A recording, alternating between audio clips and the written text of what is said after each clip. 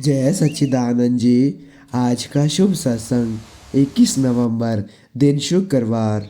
आज का सत्संग श्री संतनगर आश्रम से पूज्य महात्मा जी के द्वारा बड़े ही प्रेम सहित फरमाया जा रहा है। आज के सत्संग का पूरा पूरा लाभ एवं आनंद प्राप्त करना है।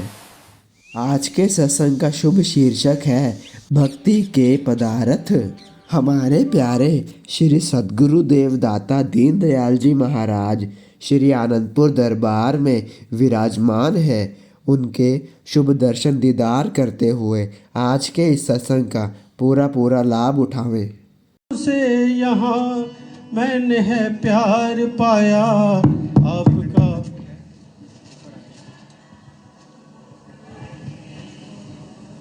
उठो गुरमुखो उठो। श्री गुरु महाराज जी का हुक्म है, गुरमुखो उठो। श्री गुरु महाराज जी का हुक्म है, गुरमुखो उठो। बोलो जयकारा बोल मेरे श्री गुरु महाराज की जय। सदा दर्शन में पाना चाहता हूँ, तेरे नजदीक आना चाहता हूँ। सदा दर्शन में पाना चाहता हूँ, तेरे नजदीक आना चाहता हूँ। सदा दिल की सुनाना चाहता हूँ।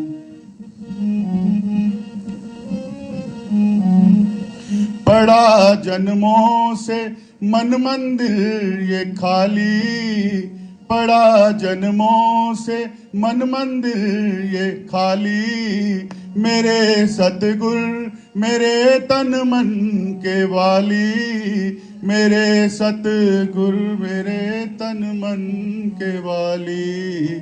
मेरे सतगुर मेरे तन मन के वाली। तुमको इसमें बिठाना चाहता हूँ, तुमको इसमें बिठाना चाहता हूँ। तेरे नजदीक आना चाहता हूँ। सदा दर्शन में पाना चाहता हूँ।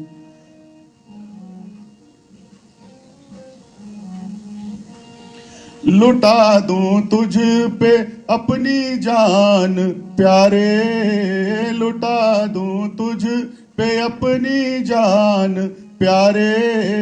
हुए अरमान पूरे दिल के सारे, हुए अरमान पूरे दिल के सारे।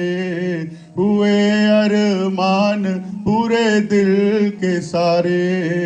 मैं दासन दास कहाना चाहता हूँ, मैं दासन दास कहाना चाहता हूँ। तेरे नजदीक आना चाहता हूँ। सदा दर्शन में पाना चाहता हूँ।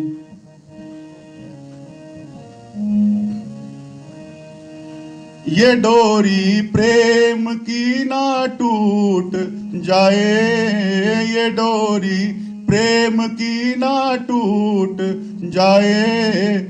जगत रूठे तो बेशक रूठ जाए, जगत रूठे तो बेशक रूठ जाए। जगत रूठे तो बेशक रूठ जाए।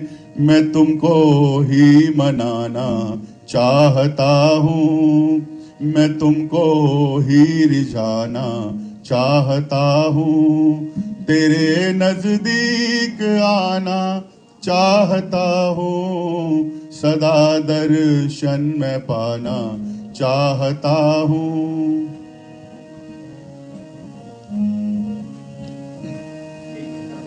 तेरी मोहनी ये सूरत प्यारी प्यारी, तेरी मोहनी ये सूरत प्यारी प्यारी।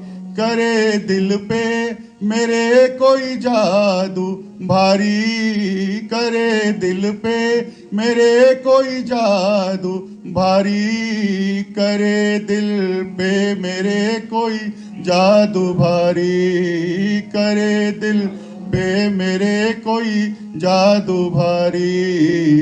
इसको दिल में बसाना चाहता हूँ, इसको दिल में बसाना चाहता हूँ, तेरे नजदीक आना चाहता हूँ, सदा दर्शन में पाना चाहता हूँ, सदा दिल की सुनाना चाहता हूँ। लुटा दूं तुझ पे अपनी जान प्यारे, लुटा दूं तुझ। बोलो जयकारा बोल मेरे श्री गुरु महाराज की जय। वंदो गुरुपदे कंज कृपा सिंधु नर रूप हरि, महामोह तुम कुंज जास वचन रवि कर निख, नम्रता और दीनता से भेंट प्रभु जे लीजिए, मैं हूँ शरणागत तिहारी दास अपना कीजिए। सौभाग्यशाली गुरुमुखों, अपने सन्मुख विराजमान अपने श्री श्री 108 श्री हजूर सदगुरुदेव जी महाराज जी के पावन अलौकिक श्री दर्शनों को अपने हृदय में धारण करते हुए अपनी मुख वाणी को पवित्र बनाने के लिए प्रेम सहित मिलकर बोलो जयकारा बोल मेरे श्री गुरु महाराज की जय। सुंदर सुखद सुहाना मौसम है आया, गुरुमुखों को श्री दर्शन कर जिए हर्षाया। जन्म जन्म के पुण्य कर्मों से ये घड़ी सुहानी आई है, आज के पावन श्री दर्शनों की सभी गुरुमुखों को लाखों लाख बधाई है। बोल मेरे श्री गुरु महाराज की जय। गुरुमुख प्रेमियों, जो ये स्वर्णिम अवसर इस समय हमको उपलब्ध हो रहा है, ये वास्तव में हमारी आत्मा की सच्ची पूंजी है, जो इस लोक में भी हमें सुख शांति देने वाली है और आगे परलोक में भी हमारे संग साथ रहने वाली है। इसीलिए वाणियों में वर्णन होता है कि भक्ति धन सतगुरु धनी बख्श रहे दिन रैन, जो आवे चरनार में पावे सुख और चैन। संत महापुरुषों के पास सच्चा सुख देने वाली जो सार वस्तु है, सच्चा पदार्थ है, वो गुरुमुखों भक्ति का है। भक्ति धन सदगुरुदेव जी मुक्त करों से अपने प्रेमियों को प्रदान करते हैं और इस समय भी हमको प्रदान कर रहे हैं। ये हम पर आपकी बहुत ही कृपा है, अनुकंपा है, जो कि वो अपने सेवकों को सच्ची वस्तु दे करके ही स्वयं भी प्रसन्न होते हैं। जब गुरुमुख जनों को देखते हैं कि हमारे प्रेमी जन ये भक्ति के धन को संग्रह कर रहे हैं, संसार को पीठ दे करके आए हैं और यहाँ पर भक्ति की ही याचना कर रहे हैं, भक्ति के साधनों का पालन करते हुए ये सच्चे धन को संग्रह कर रहे हैं, तो संत महापुरुष कृपा करते हैं, बख्शिश करते हैं और अपने प्रेमियों को भक्ति मार्ग में उन्नति करते हुए जब देखते हैं तो उनकी भी प्रसन्नता बढ़ जाती है। तो गुरुमुख जनों के लिए जो सार वस्तु है इस जीवन में संग्रह करने वाली एकमात्र ये भक्ति है। सारे ग्रंथ शास्त्रों में इसी का वर्णन हुआ है कि जो भी सुख शांति प्राप्त करना चाहता है वो सदगुरुदेव जी के चरण शरण में आ करके वो इसी धन का संग्रह करे और कुछ संसार की कोई वस्तु हमारे काम आने वाली नहीं है। यदि सच वस्तु है, कोई सार्थ है और साथ जाने वाली है हमारे, तो केवल ये ही सदगुरु की भक्ति है, जो गुरुमुख जन इस समय भी सच्ची कमाई का संग्रह कर रहे हैं। वो अपनी झोलियां भर रहे हैं, क्योंकि महापुरुषों के चरण कमलों में ही पहुंच करके ये सार पदार्थ मिला करता है। भगवान राम जी जब लंका विजय करके अयोध्या में आए और उनका राज तिलक हो गया, तो एक दिन बाहर उद्यान में सैर करने के लिए गए हुए थे। तो उस समय ब्रह्मलोक से सनक सनंदन आदि चारों कुमार जो हैं तो बाल अवस्था में रहते हैं, लेकिन वो वास्तव में बहुत ही बुद्धिमान ज्ञानवान हैं। वो भगवान से मिलने के लिए आ गए, तो उनको दूर से ही आते हुए देख करके भगवान राम जी जो मर्यादा पुरुषोत्तम थे, स्वयं भगवान थे, तो संतों को आते हुए देख करके उन्होंने दूर से ही उन्हें दंडवत प्रणाम कर दी और दंडवत प्रणाम करके अपना पीताम्बर उनके आगे बिछा दिया उस पर बैठने के लिए। ये उन्होंने मर्यादा रखी उनकी, संतों के सम्मान की, क्योंकि वहाँ सिंहासन आदि तो हो नहीं सकता था उपलब्ध उस समय। तो उन्होंने ये उनका सम्मान किया और फिर हाथ जोड़ करके उनसे विनय की, ये वचन उच्चारण किए कि आज धन्य मैं सुना हो मुनीषा, तुमरे दर्श जाहि अग खीसा, बड़े भाग पाइए सतसंगा, बिना ही प्रयास हो ही भव भंगा। अब देखो भगवान स्वयं इस सत्संग की महिमा का वर्णन कर रहे हैं जो गुरुमुखों को इस समय उपलब्ध हो रहा है। गुरुमुख जन पहुँचे हैं श्री संत नगर के पावन धाम में और श्री चरणों में बैठे हैं, उनके चरण कमलों में बैठ करके उनका पावन श्री दर्शन कर रहे हैं और उनसे ये सच्ची दात ग्रहण कर रहे हैं, उसी का वर्णन कर रहे हैं भगवान। उन संतों को निवेदन करते हैं कि हे संत जनों, आपने बहुत कृपा की है, आपने पावन श्री दर्शन दिए और आपका दर्शन, आपका मिलन, ये सत्संग कैसा है कि आज मैं धन्य हो गया हूँ। आपके दर्शन करके भगवान होकर के भी ये उच्चारण कर रहे हैं, क्योंकि महिमा सबको जतलानी है, सत्संग की महिमा उन्होंने वर्णन करनी है। तो वो सत्संग की महिमा वर्णन करते हुए कहते हैं कि बड़े भाग पाई है सत्संगा, कि बड़े ऊंचे भागों से ही सत्संग की प्राप्ति हुआ करती है।